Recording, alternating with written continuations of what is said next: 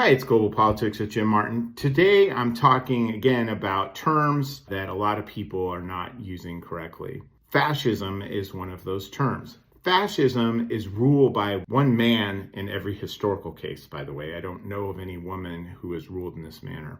The leader sets the agenda and his word is law. He appoints all senior political and military leaders and can replace anyone at any time.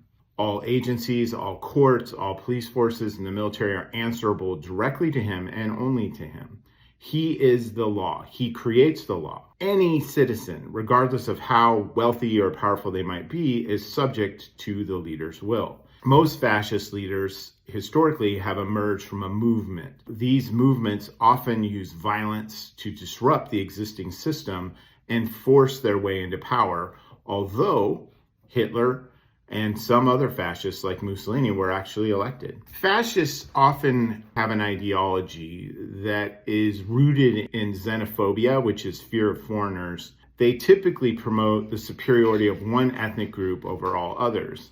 And the fascist leader is the penultimate example of this superiority. He is the most intelligent, the strongest, and imbued with almost godlike powers by the movement. Historically, we associate fascism with Adolf Hitler in Germany and Benito Mussolini in Italy. Both leaders destroyed their countries and were responsible for millions of deaths of their own people and those of many, many other countries. Of course, in Germany, we also have the Holocaust, a horrifying outcome of this system. There have been other fascist leaders, however, in Croatia, Greece, and perhaps a close call in Argentina as well. Today, unlike the 20s and 30s, no leader says they are a fascist anymore. However, two leaders today fit the bill pretty well: Vladimir Putin in Russia and Xi in China.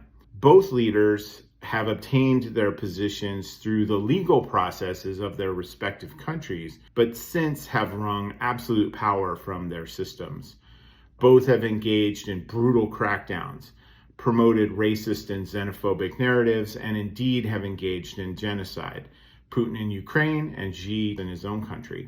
Both have firm control of all aspects of their society, and both are leading their countries to economic and military ruin. Some political movements and parties exhibit fascist tendencies too. The National Rally in France, the AfD in Germany, and the MAGA Republican Party in the United States all have some elements of these philosophies. Hope you find that interesting, and I look forward to talking again on the next one. If you enjoy this, please subscribe. Thanks.